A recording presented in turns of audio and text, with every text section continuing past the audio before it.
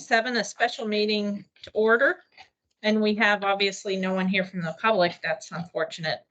The regular agenda, item number 3, acknowledgement of vacancy on the board of directors. So I was with great sadness that I think you all know that Paul Brown passed away last week. And that leaves us with a vacancy on our board. So that's on our agenda here to discuss. Agenda item number 4 is a discussion regarding appointment of a new director. And this has happened on our board before. Since I've been on the board, Biff Bacone moved away in the middle of his term. And I understand he's moving back in town. But anyway, what we did was we had this open position, and somehow we publicized that we had an open position, and we asked for people to send their resumes. And that's how Jen Ronk got appointed to the board. So I'd like to do something similar. And so that involves us giving directions to staff. That'd be John Geiger, who is in charge of communications, and he could send out an email to all the Mud 47 hookups, and we could see who's interested. And then I was thinking, what are we in now, March? Last time I checked. At our we do have another meeting next week, our regular meeting. We could approve an email that goes out asking for interested parties to let us know and to apply, and just how they do that. And then by April, we could have a board meeting where we would appoint someone to the board. That way they'd have a year under their belt, and then they could decide whether they want to run again. It is only, the term only has a year left on it. Mm-hmm. So that's the way I'm thinking. And I just, any comments or cool with that? Is there any other things to consider, Brian? So y'all Is that our discretion? Is there that much discretion, I guess, in this process? We've got a couple, I guess none of y'all, except you have done the appointment process, but generally district boards have a lot of discretion. You don't have to hold a special election. The board has discretion to appoint who the replacement is. You can have as robust of a search process as you'd like, or not. Mhm. The one limitation that pops to mind, of course, you got to be the 18 years of age or older, resident, all that.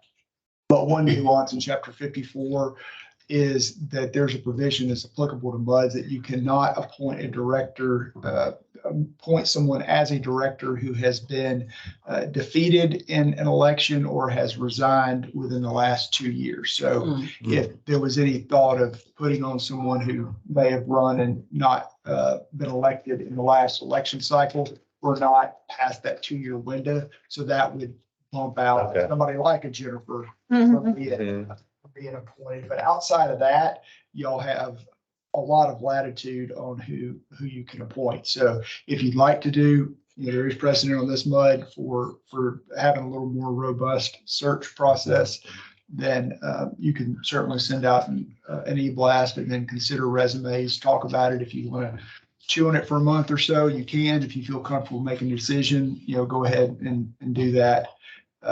Only word of caution is, as you have more folks who submit that are interested, they may may take it the right way, they may not, and you may end up having even more folks competing in a future contested election. But I know this board has always welcomed candidates to run for elections, so that may not really be a potential downside for this board.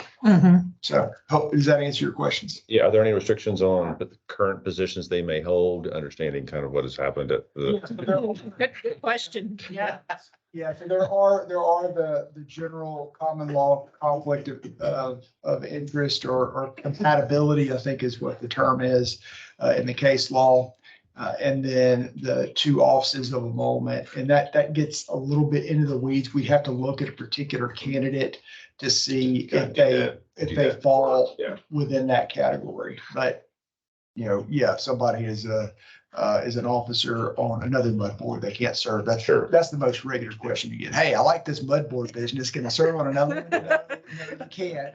But outside of that, you just have to look at the particular Okay. position and see if it is bumped by either the constitutional emolument issue or the common law compatibility issue. Mhm. Good question. Yeah, good. Okay. That's a glowing advertisement for how fun a job it is that Mhm. people want to be on more than one board. I did have a neighbor that was on a Harris County board and wanted to be on a Montgomery County board. He couldn't do that. Yeah. Okay.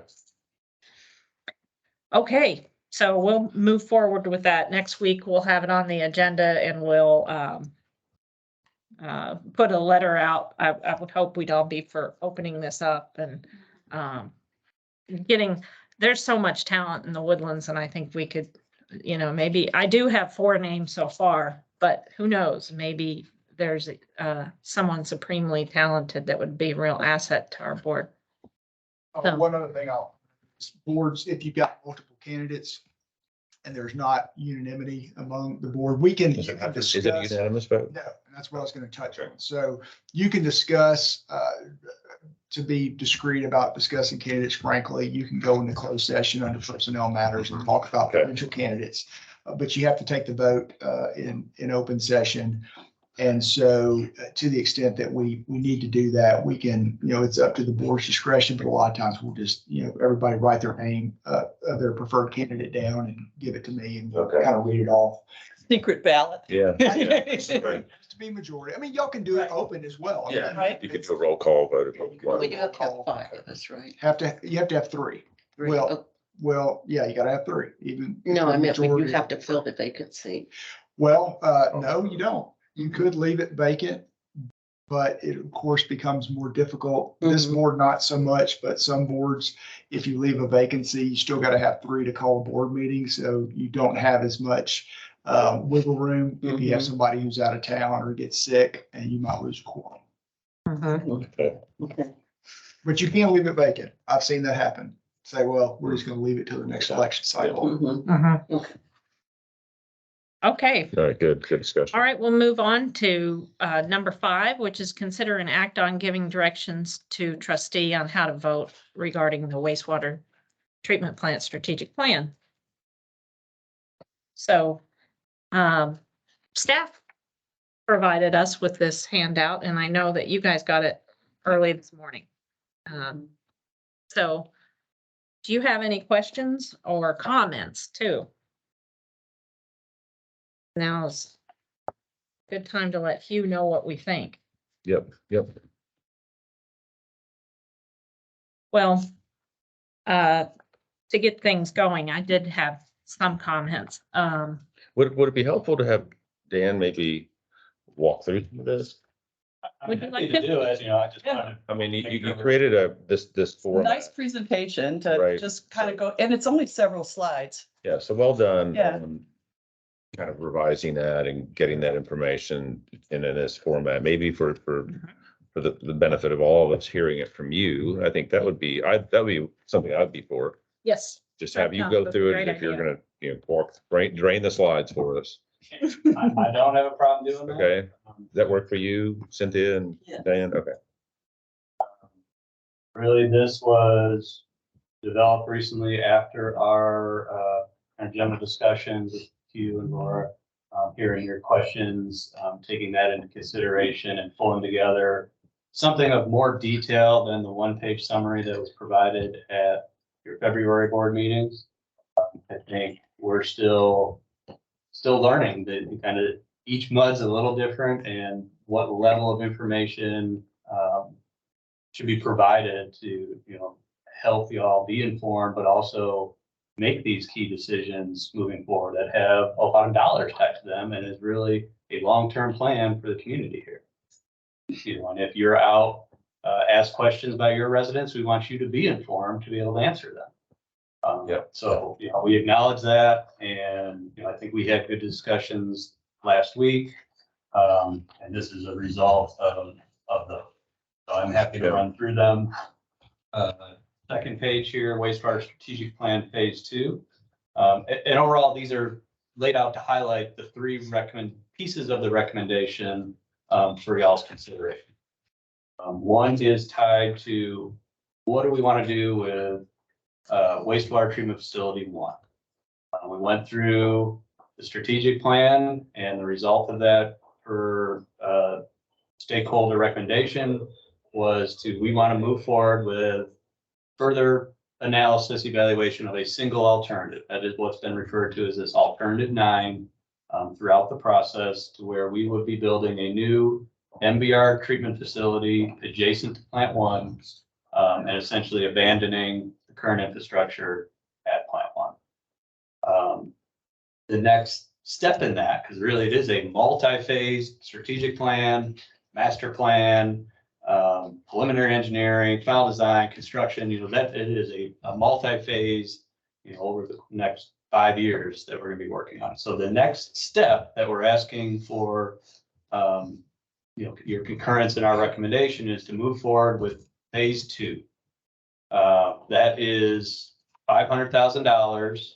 We would be utilizing existing 2017 TWDB bond funds.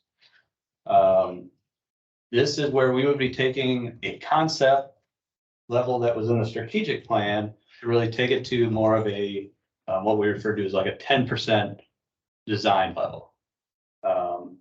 The 4 bullets here, which I'll go into on the next slide in more detail, is the primary goals or objectives of this phase 2, $500,000, approximately 6 months timeframe, looking at optimizing the layout. The big question that everybody's wanting to know is how are we working through to right size the treatment capacity? What does that look like? Once that milestone's met, we would be able to update the cost estimates, rerun the rate impacts, and be able to present that. Could you maybe expand a little bit on how you're going to do that, or does that come in? Maybe it's in the next page. You get it. Yeah, you do. Right. Okay, there it is. Okay, thanks.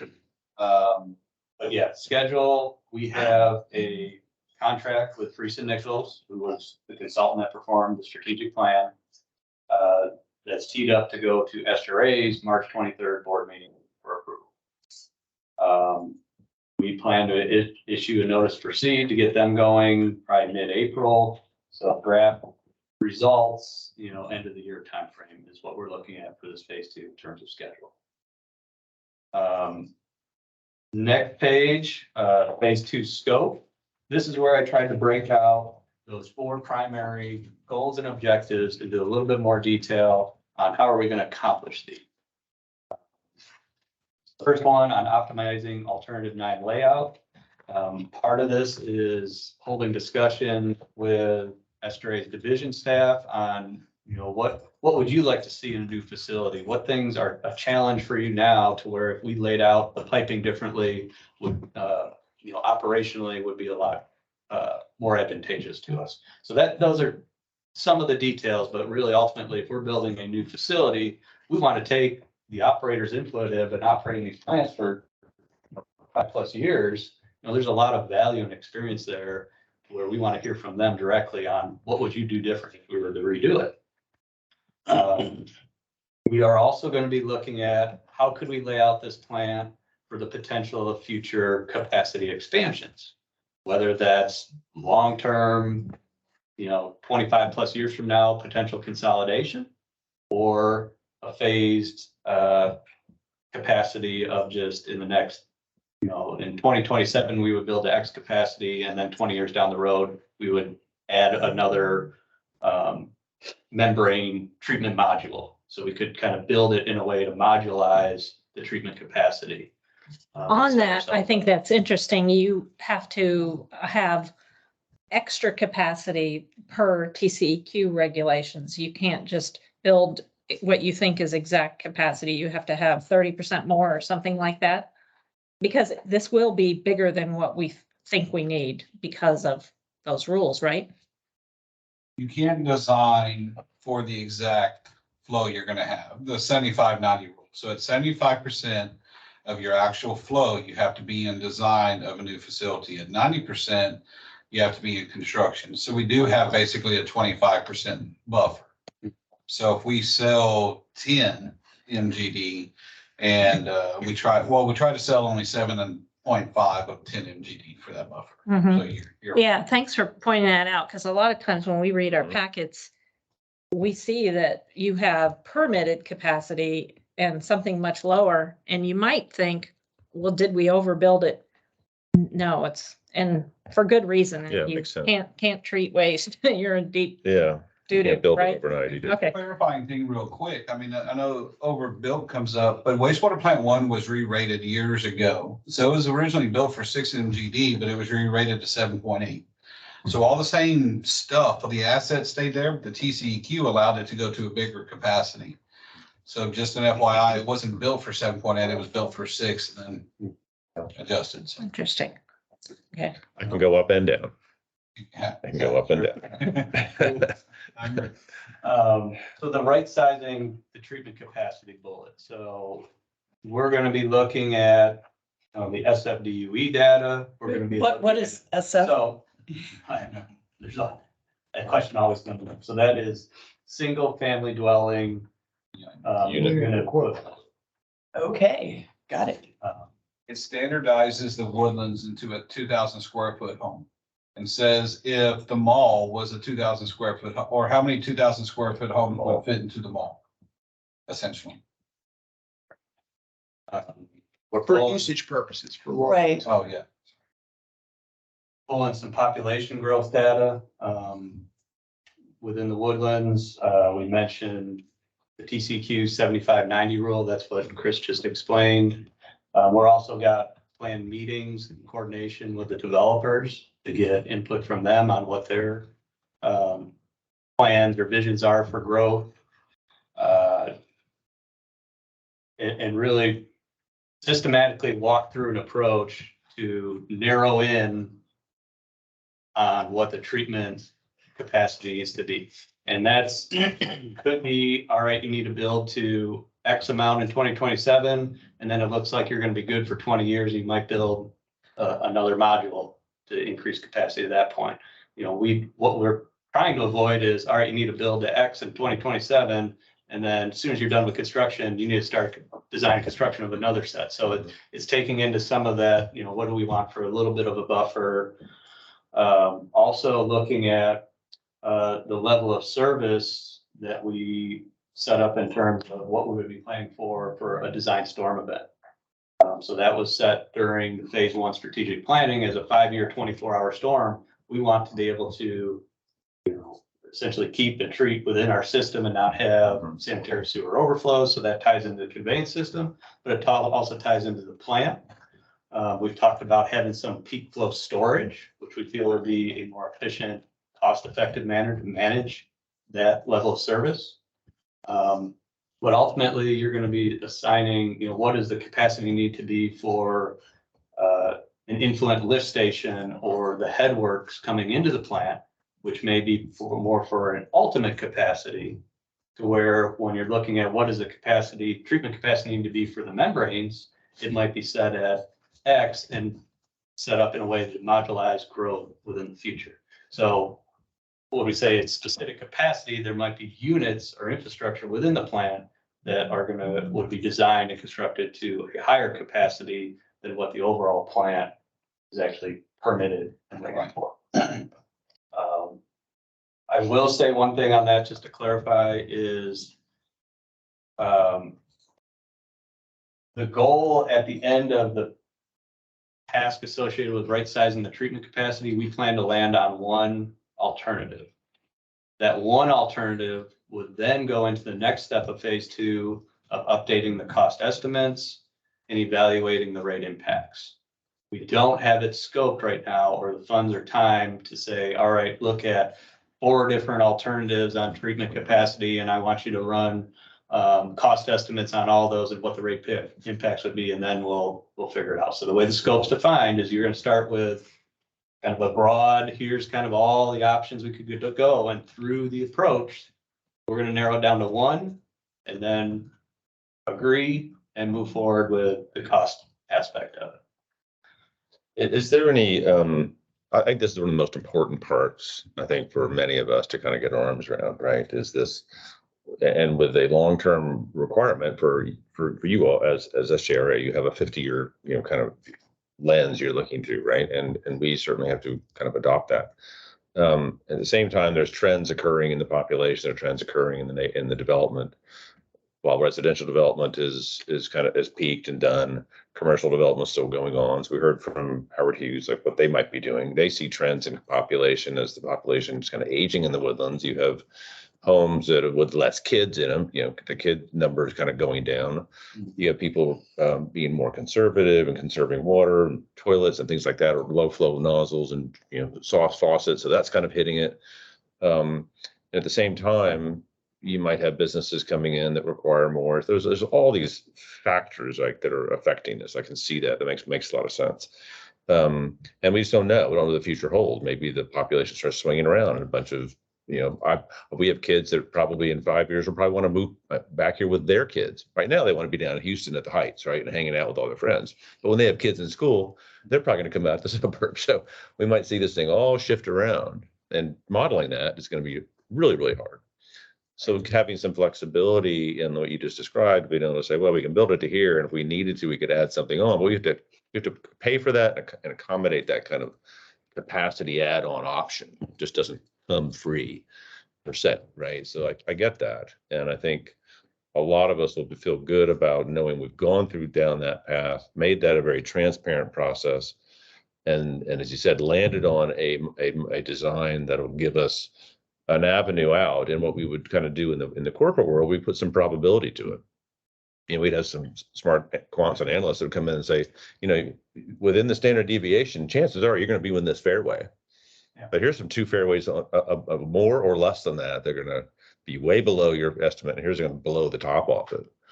But we're not going to count for those. We're going to have to kind of stick to the fairway and say, if we're in this fairway, we feel good. I think there's going to be a lot of. That's where you want to build, right? Yeah.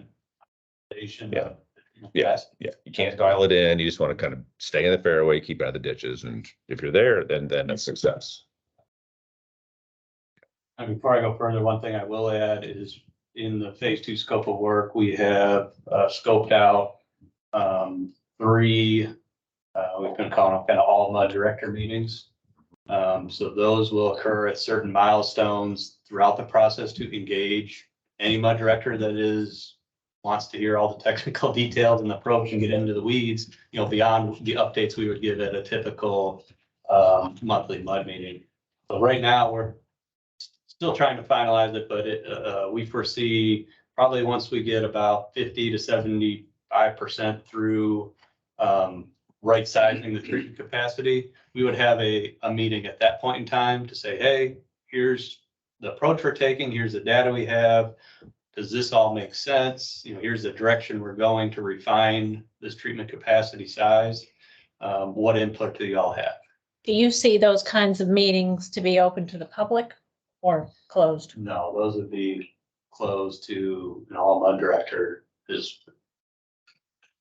don't know that. I'll let you all take that one too. The intent would be like we did with the group meetings before we ended the stakeholder process, to bring the mud directors in so they could be briefed and get their feedback. Residents don't often come to mud meetings, but sometimes there's one that's particularly interested in the subject matter because they're an expert at it or something like that. So it's, in my mind, unfortunate that stuff like that is closed. I think that the discussion from that would be available in mud meetings as topics that we could, That's right. just like we do It's today. to the public Right. mud meeting and talk about that same. We put it on our agenda, so let's talk about, let's have an update, right? That would be We'll be the, here. Okay.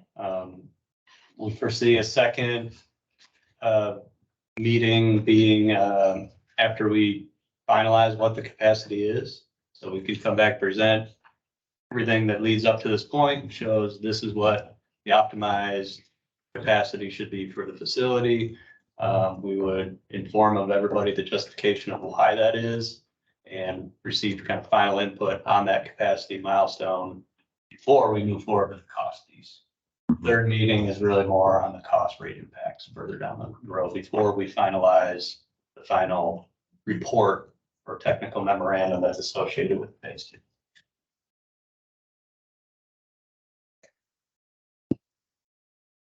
The other two bullets on the page is just running through, updating the cost estimate. You know, at this two level, we're gonna be looking a little bit more into what the quantities would be for major materials, or the cost to major equipment. It's still gonna be a high level cost estimate, still have a 30% contingency on it.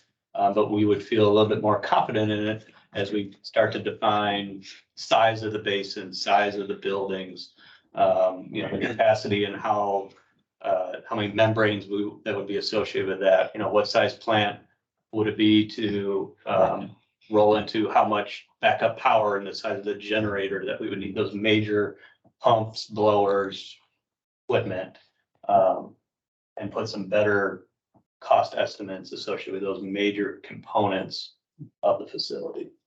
Just to add one thing, do you want to talk about how this one's gonna focus on capital for plant one only, whereas phase one was the 50-year? That's a good point. So we have finalized the phase one strategic plan. I believe that should have been made available to all y'all, and an email sent out that is up on the Google Drive. But that focus of that strategic plan was the 50-year planning horizon. So when we're looking at total cost of ownership over the 50 years, you know, it's coming out with $1.8 billion or something like that. That also takes into consideration the future at wastewater treatment facility 2. It takes into consideration some aspects of the conveyance system, to where phase 2, because we've deferred consolidation, we've deferred needing to do major replacement at facility 2. The phase 2 scope only looks at, you know, what the capital costs would be associated with replacement of wastewater systems. So we narrowed the scope down. Agree, which is essentially what we're asking y'all to vote on at some point. The full 50 years you're not voting on, that's where it gets confusing with the 1.8 billion. This number, at the end of the day, the hope is like, this is what the residents are gonna see, this is what y'all are gonna be voting on additional. It'll be in the 10-year project plan. It'll be on future funding discussions regarding bonds tied to that. So Which should be nowhere near $1 billion. So you see a couple different prices, that's why. Phase 1 also included repair and maintenance of the existing facilities. Phase 2 will not. We'll say just new facility, this is what it is. How do you guys approach long lead time items, and are there any that are, you know, 2 years out for this? Will that start happening in 2024, 25? yeah, so really, you know, what we would have to do is get through this phase 2, and then we would go into more of a preliminary engineering phase where we're defining, all right, here's the type of membrane we would be going with, and types of pumps. You know, starting to make some decisions on those major long lead item equipment pieces. Once those decisions are made, that's when we can decide, all right, this is something we want to do an early procurement on. Yeah. And move forward with. So not yet. I would still say that that's probably the earliest would be like 25 that we would start thinking through some of that. One of the things we have to balance with that is, when does the warranty on that equipment? Okay. So if we receive it 2 years before it's actually installed, have we done ourselves a disservice by buying something, putting it on the shelf, and the warranty start then, and it's expired before we even have a chance to turn it on? So that we have to evaluate that. And then we also have to evaluate, did we gain anything by purchasing it in advance before the contractors even bid on the project? Because he may, you know, it would be in the bid where he installed it, but he wouldn't necessarily troubleshoot that piece of equipment when it comes time to do startup at the plant, because he didn't purchase it. There's so much in that space. Preservation is a huge item. I mean, it's. So there's a lot of things we've got to look at before we start pre-purchasing equipment. Yeah, the money starts getting spent Yeah. early. That's my point of bringing it up. It's real money gets spent for real stuff that shows up. And then And we and you got, got, and you got to do something with it, and preserve it so it's ready to run. I can tell you some nightmare stories about that Oh, I not, bet. that not happening in remote parts of the world that are just, it's maddening, right? So that's why I asked, okay? and this being a 2.5 year project, contractor will kind of have figured a lot of that out. Yeah, okay. Thanks. Any other questions on phase 2 scope? Anything? Good. Next slide, land acquisition for new wastewater treatment facility 1. This is, and you also see this in the 10-year project plans, but those are presented. That we have budgeted R&R funds to where the top priority and need is the land highlighted in red here on this map and the parcels that would be required to build the new wastewater treatment facility. We have looked at other land acquisition to the north of the plant. There's also land acquisition tied to the conveyance piece. You know, until we get further information on what the routing of that conveyance would be, that's when we would start looking at land acquisition probably further to the north and further for that conveyance piece.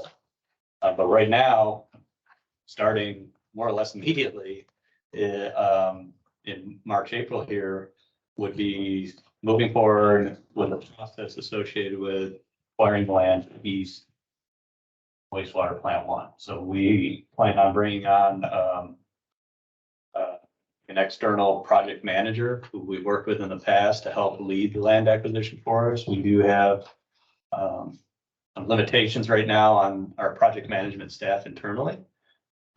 So they would be, the consultant would be very experienced in doing land acquisition with the River Authority and the Woodlands and our other divisions in the past.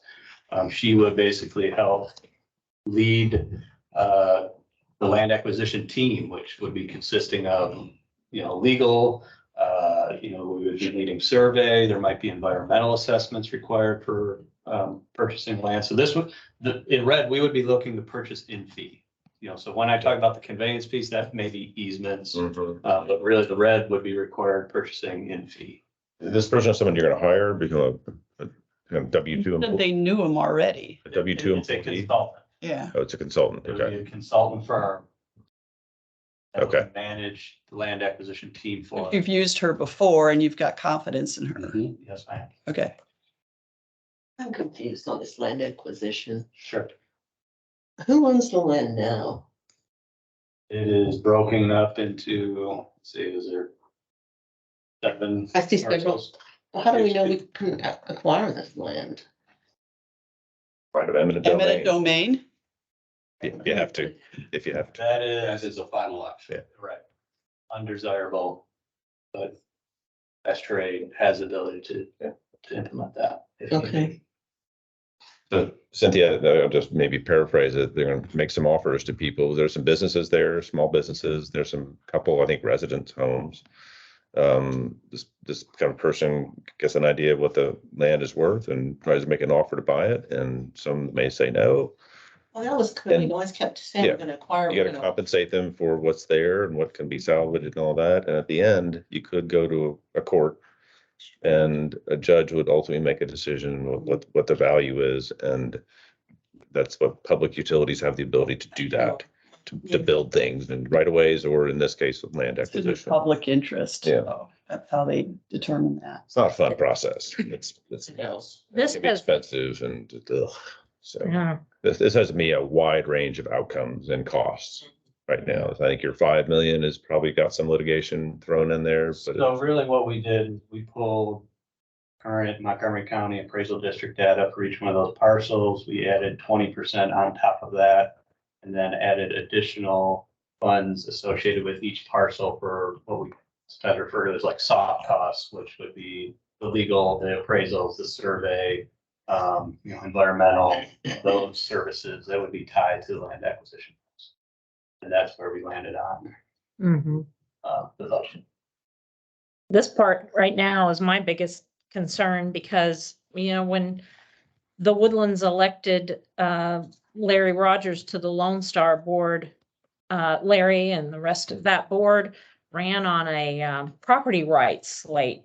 That was the most important part of the Republican Party's platform was property rights, the right to drill for water and sink your neighbor, but it's your right because you own the property where the pump is.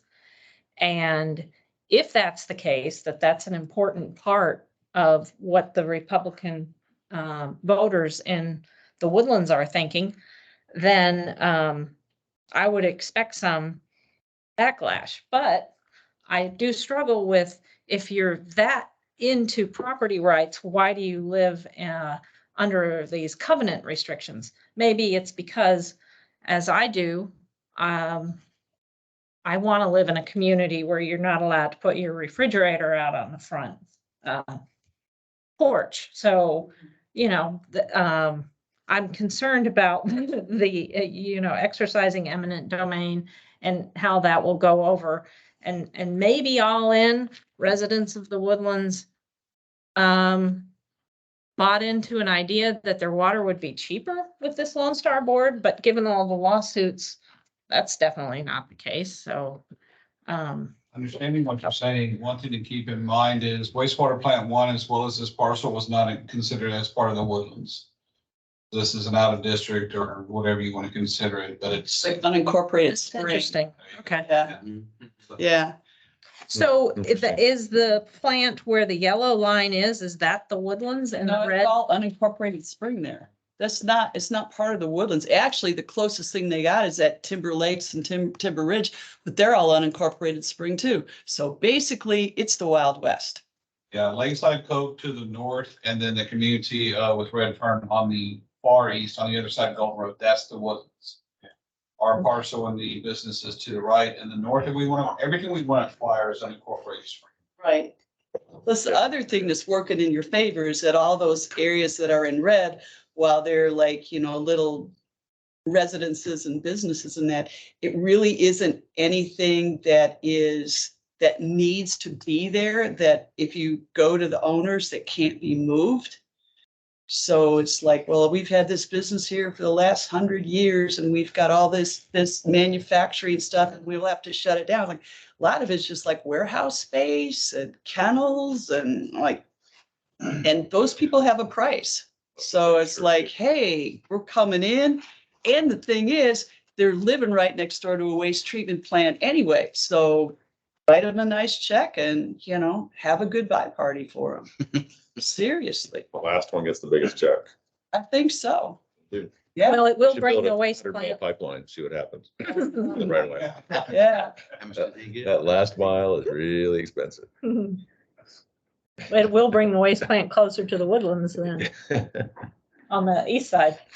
Anyway, And we have plans for a buffer over there, at least, 50, 100 foot, whatever we can, because the thought potentially is to get rid of Golden Road and line it with trees. Line it with trees, that way you have a natural buffer and whatnot. Yeah. That Okay. we're early in the process of that.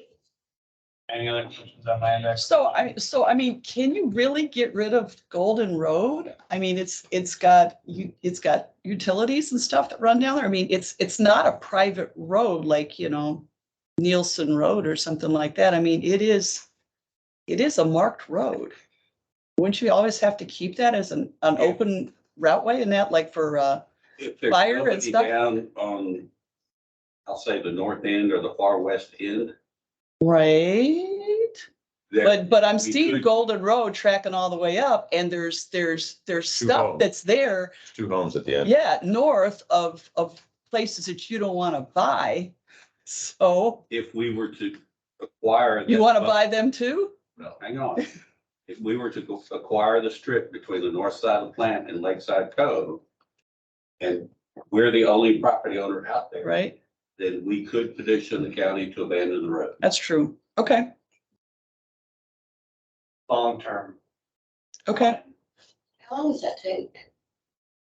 I'm just curious. The eminent domain process.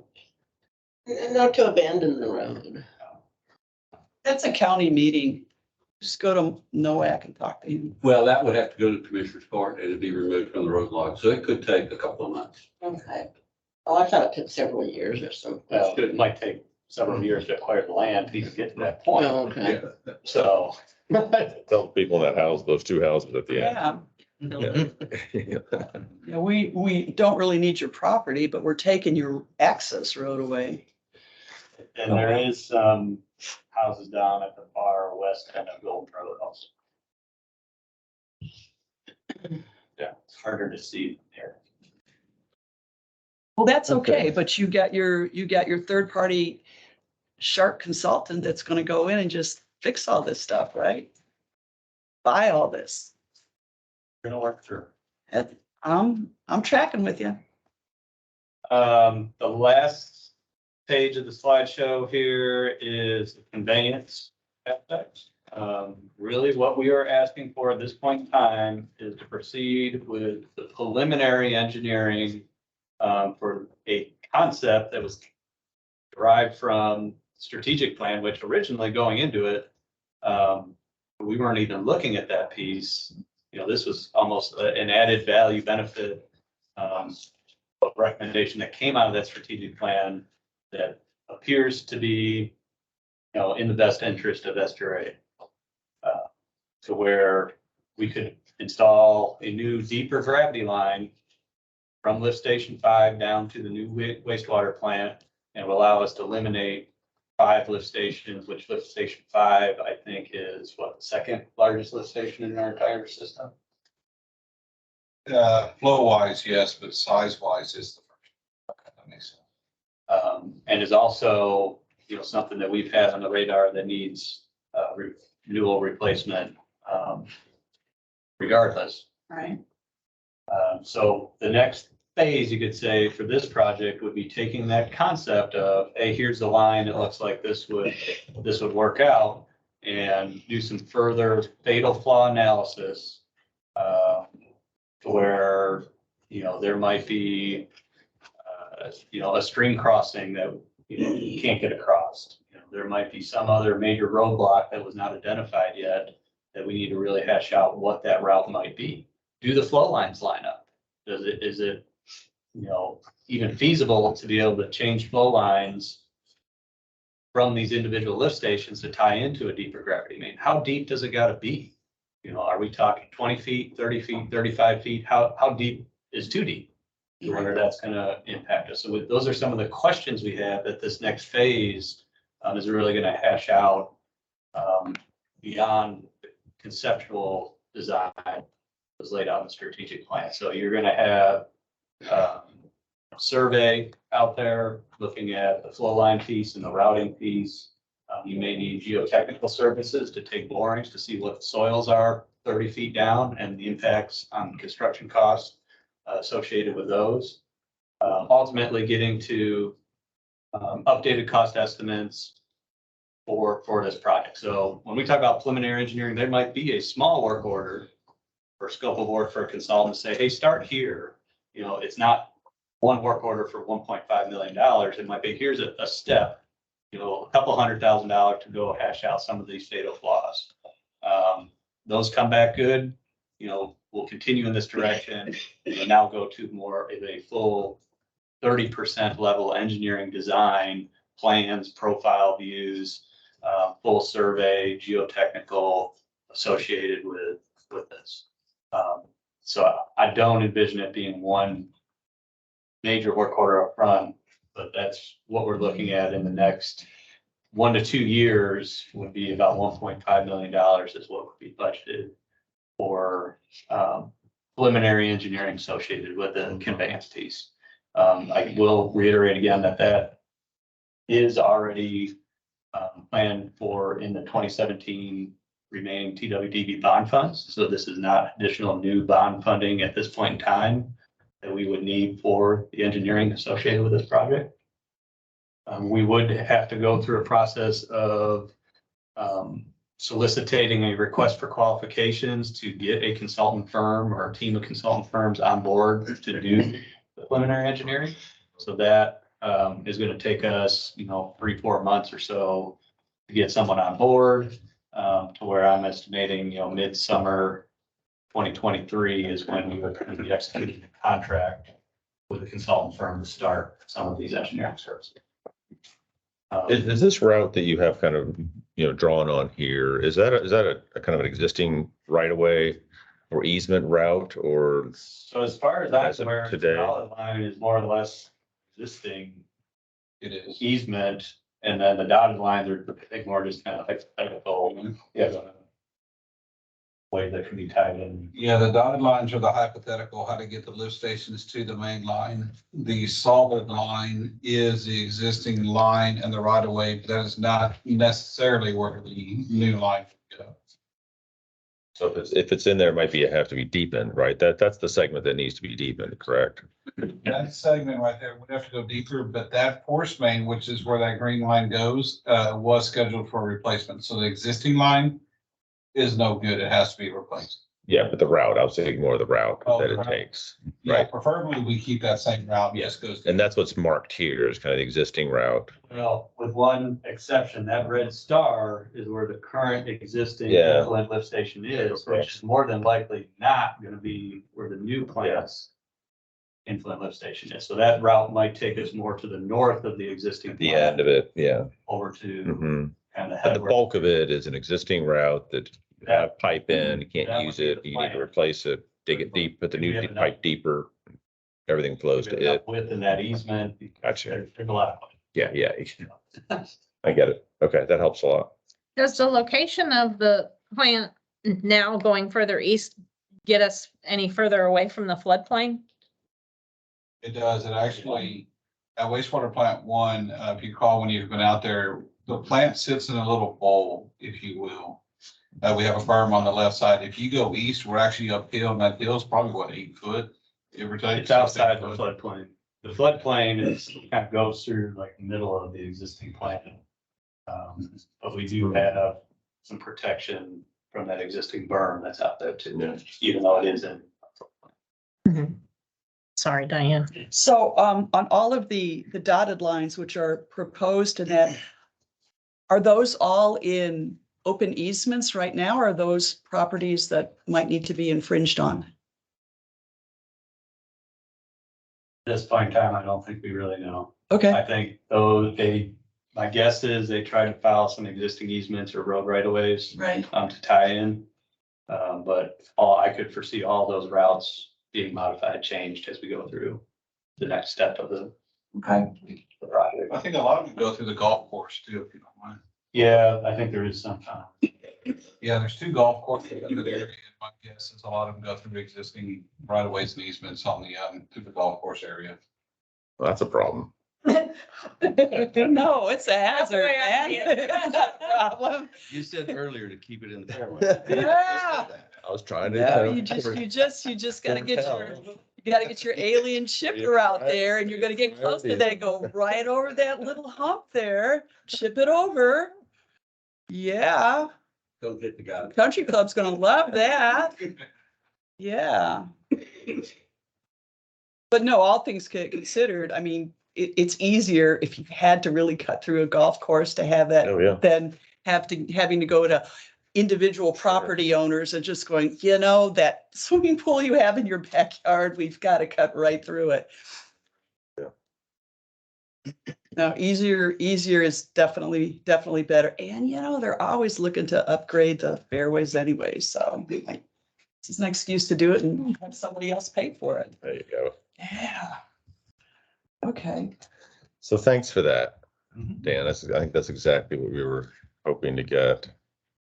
I wanted everyone Yeah, to hear. yeah. exactly Thank you what for that- slowing that down. I'm really. So essentially, what you're asking us to move forward on is design work more than anything else, correct? Yeah.